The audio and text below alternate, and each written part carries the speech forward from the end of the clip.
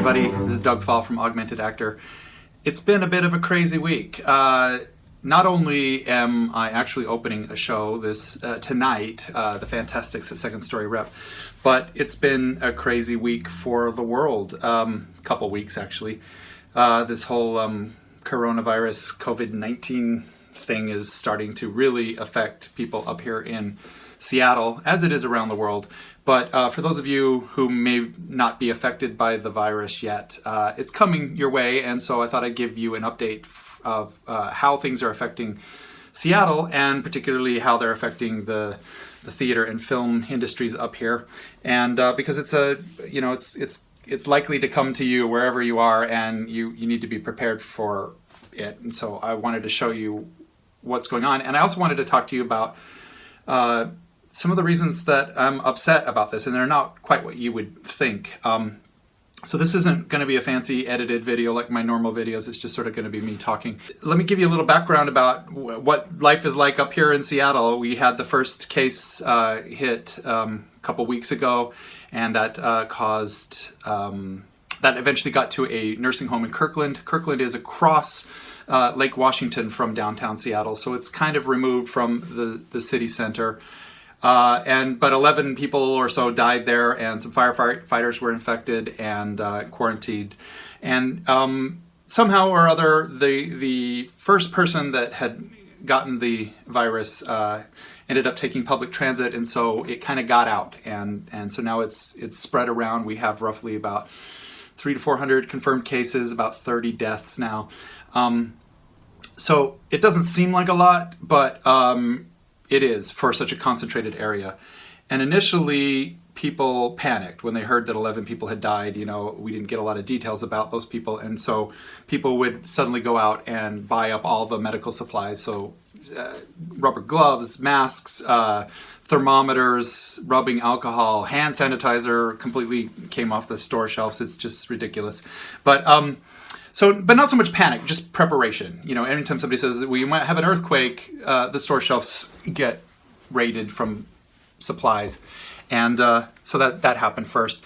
And then people calmed down. Then last week or so, about 2 weeks ago, all the corporations in town, the major ones that are in the downtown Seattle area, Amazon, Facebook, Google, Microsoft, Zillow, other companies like that, they all mandated that their employees should work from home. What that did is it started taxing all the jobs that service industry people have in the downtown area. So if you deliver food for corporate clients, lunches and whatnot, or if you run happy hour, or you have nightclub events or things like that, suddenly all your clientele is gone out of the city. And so that's causing a lot of people to be out of work or fewer hours. A lot of places have laid off. Some restaurants have completely closed doors because they depend on cruise ship traffic to stay open. And so it's causing a huge economic collapse in this area, which is really scary. The bar I manage just decided to close its doors just the other day. We were planning on staying open, but then we had to close our doors. A couple days ago, March 12th, Governor Jay Inslee instated a policy that no events over 250 people could happen. So ban, basically.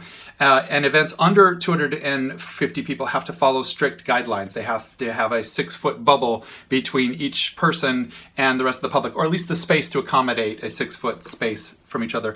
Employees and volunteers have to be symptom checked daily. Things have to be wiped down meticulously. Now this is all done, these decisions are all done as a precautionary measure to reduce the number of cases, to slow down the spread. It's already out there. It's likely that a lot of the citizens already are carrying this or passing it on and not knowing that they have it. We'll see the number of cases go up extremely high, but this is precaution. We're trying to prevent the spread of this disease to sort of reduce the number of hospital beds that are needed or taken up, which is already overflowing. As far as it affects the theater scene out here, it's really bad. It's heartbreaking because shows are being canceled. A number of my friends were about to open shows this week or last week, and they've been canceled or postponed indefinitely. And auditions and callbacks are being canceled everywhere. So If you're an actor and you work in the service industry, you're double screwed because your show gets canceled and your job gets canceled. And so now a lot of us are without any kind of financial support. And because many of us rely on tips as opposed to wages, and we can't work from home because we're in the service industry, we're basically unemployed, and we still have to pay our bills and our rent, and there's a few services available. The unemployment is trying to pay for sick, make concessions for people who are sick or out of work, but if your hours don't match a certain threshold, you can't collect on that. And different companies are trying to pay their temp workers and their contract workers a wage while they're out of work. And, the people that are working from home are obviously able to still take an income. And that's one of the things I want to talk about a little later. But it's really hard, and we're struggling, or we will be struggling. Grocery stores don't have the supplies we need.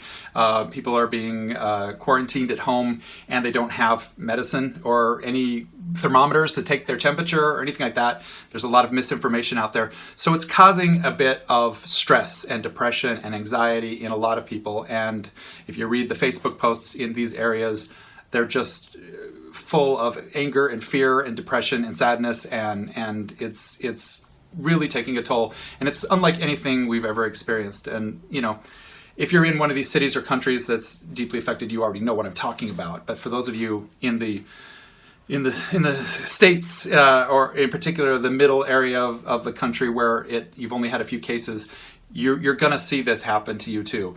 And it's going to really hit hard when manufacturing and factory jobs start going under because people are sick and can't come to work, and supply chains are it's going to be a mess.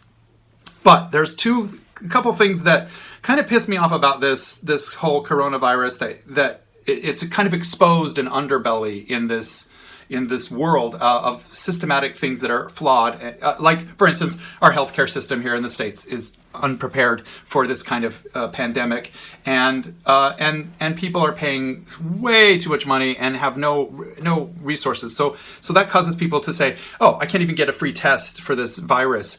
It costs like $255 at some places or whatever," and it's just ridiculous that we can't control this without paying out of pocket. And so that's one thing that is exposed. The other thing I've noticed overnight, even though all the workers have moved out of downtown, in 24 hours, these corporations made the decision to have their workers work from home. This is something that they could have done all along. And overnight, traffic has completely gone away. All of our extreme traffic woes that we've had for the past 10, 15 years have disappeared. You can get anywhere now. But it begs the question, why are we building 70 new skyscrapers in downtown to bring in more jobs? Hundreds of thousands of people coming in. We're not working on our roads or infrastructures.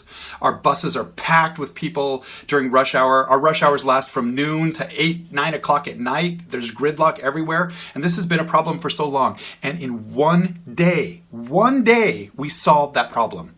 Corporate America said work from home. They have the money to give their employees laptops. Their employees are much seemingly more productive at home. They're getting things done. They may be taking a few more breaks than usual, but there's so much time wasted in commutes and lunches and meetings at work. And we have the technology. We have the internet and the Wi-Fi and all that stuff to do this.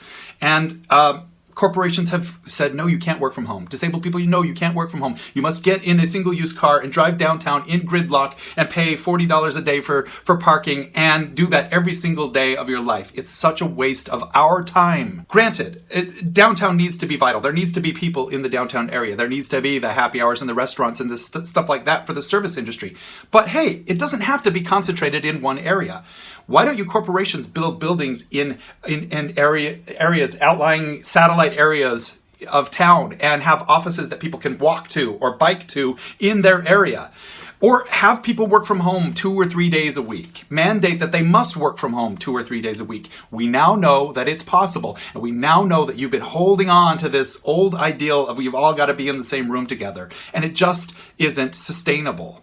And you have the power to solve the traffic problems in any city that you're in. You corporations, you CEOs, start thinking about that. We have virtual reality out there, which is just being adopted. If you buy equipment for people, there are so many apps that are available that people can be in the same virtual space with each other, share documents with each other, work on designs together, and there's just no excuse now. You have the money, you have the resources, and it's time for people to work from where they live, not have to go someplace to work.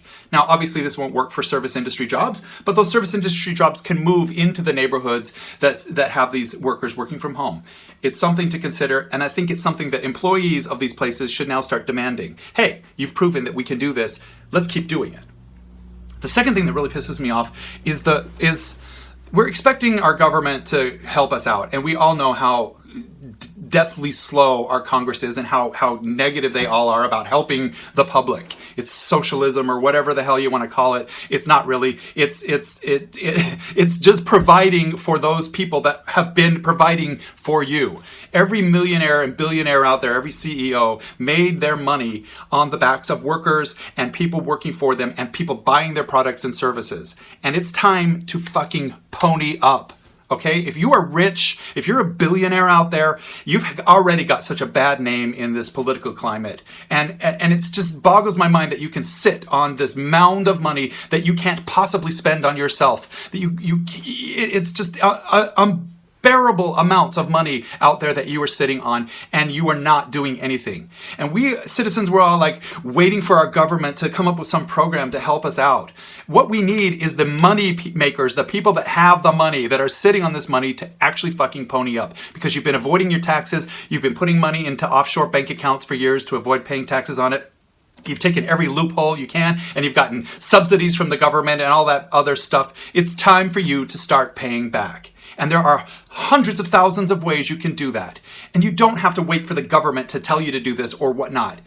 Go to a theater that's closing its doors and give them $100,000. Okay, that would keep them open, not necessarily open during the pandemic, but will allow them to remain open afterwards. The arts are vital. Give money to all the theaters in your country. If you're a billionaire, you can basically overnight support all of the arts and entertainment in your area. And you will understand how important arts and entertainment are when suddenly they're not around anymore, when suddenly there's no actors acting in your Netflix shows, and your favorite television series are off the air. You'll notice it.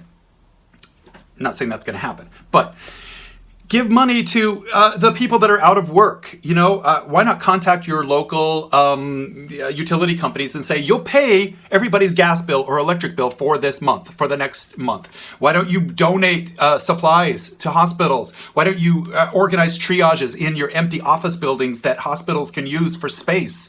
Get the equipment that they need. You're billionaires. You can make this shit happen.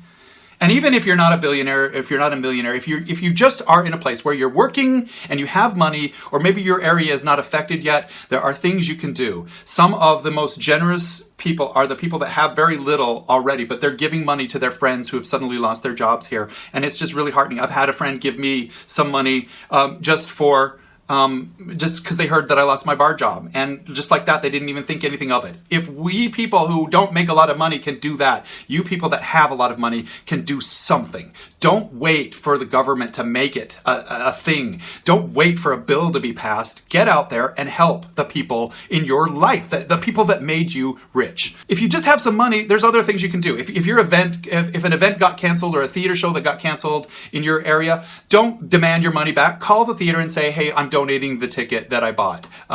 Keep the money, and that way that theater will remain operational. Do what you can. Help somebody out. Bring food to somebody that's in quarantine. It's time for us to all get on the same page and to start making life better. And this pandemic will pass. It's gonna disappear, and another thing will happen. And I'm not comparing it to 9/11 or Katrina or anything else that's a natural disaster. Those were all, dealt with in their own way. But this is something that is global, and it's affecting the entire world. And it's really just exposing what is wrong with our medical system and our politics and all sorts of stuff. And we are watching you. We people here that are now suddenly desperate are watching what you bigwigs are going to do. and we have our guesses that you're just going to sit there and twiddle your thumbs like you always do.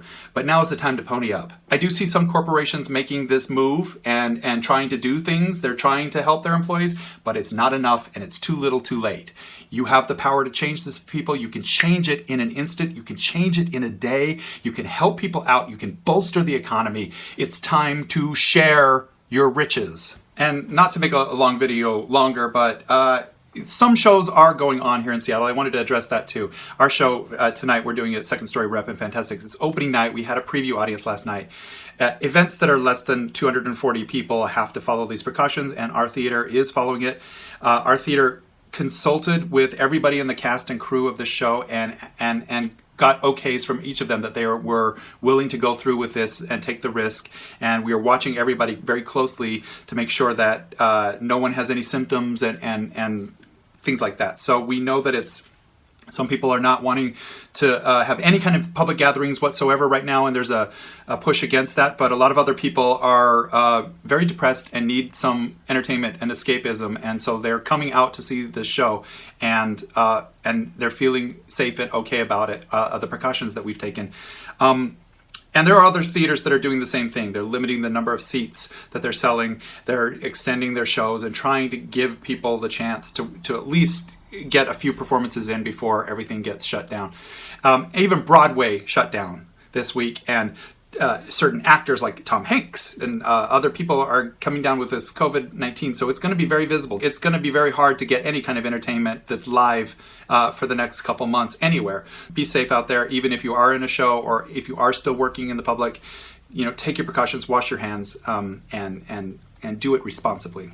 All right, that's all I got to say today. Thank you for watching. I will be back next week with some regularly actor-related program, and thanks for joining me today. Goodbye.